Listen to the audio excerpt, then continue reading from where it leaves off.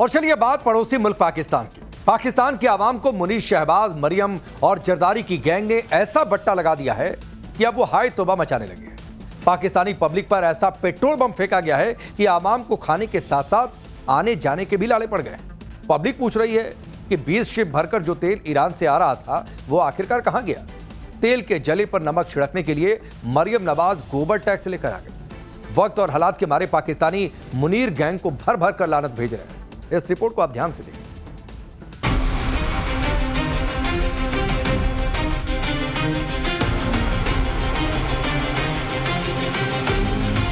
मुल्ला मुनीर, शहबाज शरीफ, मरियम नवाज, इस पूरी गैंग ने मिलकर पाकिस्तानियों की रेड पीट दी है।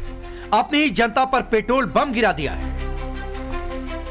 पेट्रोल और डीजल की कीमतों को इतना बढ़ा दिया कि पाकिस्तानी बाइक और गाड़ियां छोड़कर भाग रहे। मक्कार और झूठे नेताओं की पूरी फौज ने पाकिस्तान का बेड़ा गर्क कर दिया, आवाम का बंटाधार कर दिया।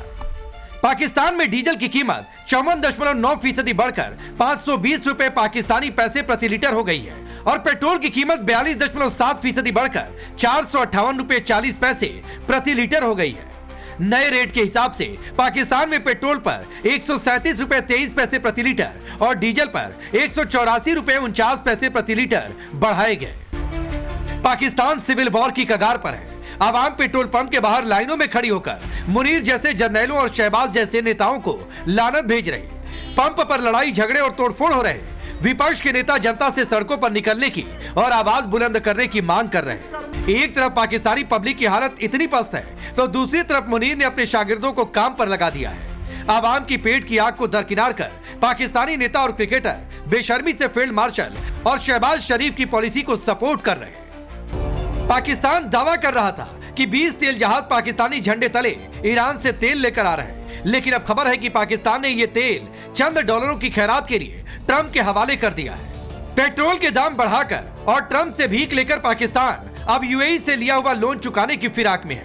यूएई ने मुनीर का गिरबान पकड़कर अपने 2 अरब डॉलर पाकिस्तान से वापस मांगे हैं, जिसकी डेडलाइन 17 अप्रैल तय की गई है। खबर यह भी है कि सऊदी अरब, जिसे पाकिस्तान हमसाया बिरादर मानता है, जिसके साथ पाकिस्तान का डिफेंस पैक्ट है, उसने भी पाकिस्तान को दिया 6.3 अरब डॉलर का लोन तुरंत वापस मांगा है। चीन ने पाकिस्तान पर अपने बकाया 220 मिलियन डॉलर को वापस करने का दबाव बढ़ा दिया है। अगर पाकिस्तान को ये सारे लोन चुकाने पड़ गए तो उसे खुद को बेचना पड़ेगा। वैसे बेचकर खाने की आदत पाकिस्तान के लिए कोई नई नहीं है। प्रधानमंत्री बनने से पहले यही शहबाज शरीफ आटे का दाम कम करवाने के लिए खुद के कपड़े तक बेच डालने का वादा करते थे। आज पेट्रोल बम की मारी पाकिस्तानी आवाम शरीफ के पूरे कुनबे को उनकी बातें याद दिला रही। पहले से ही दिवालिया हो चुके पाकिस्तान की कमर मिडिल ईस्ट की जंग ने तोड़ दी है।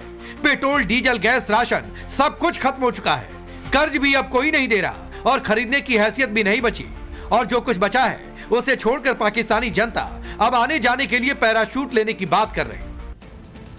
लेकिन इन सब के बीच युद्ध में अमेरिका की साख पर भी बड़ा बट्टा लग गया है। दुनिया पूछ रही है कि सुपर पावर को क्या हो गया, कैसे ईरान अभी तक अमेरिका पर पलटवार कर रहा है। ईरान ने आज तो ट्रंप को इतनी गहरी चोट दे दी कि उसे वो जल्दी भुला भी नहीं पाएंगे। आज ईरान ने सबसे पहले अमेरिका ही नहीं, दुनिया के सबसे शक्तिशाली फाइटर जेट को मार गिराया, वो भी दूसरी बार। फिर अमेरिका के सबसे पावरफुल युद्धपोत यूएसएस अब्राहम लिंकन पर मिसाइल से अटैक कर दिया और फिर सऊदी अरब में अमेरिका के सबसे ताकतवर डिफेंस सिस्टम थार्ड को तबाह कर डाला। ये तीनों तबाही अमेरिका को साफ साफ मैसेज है कि ईरान के पास अभी भी वो ताकत है जिससे वो अमेरिकी इजराइल हमलों का जवाब दे सकता है। ईरान ने जंग के 35वें दिन अमेरिका का दूसरा लड़ाकू विमान मार गिराने का दावा किया। इस फाइटर जेट को दुनिया का सबसे बेस्ट स्टील्थ फाइटर जेट माना जाता है।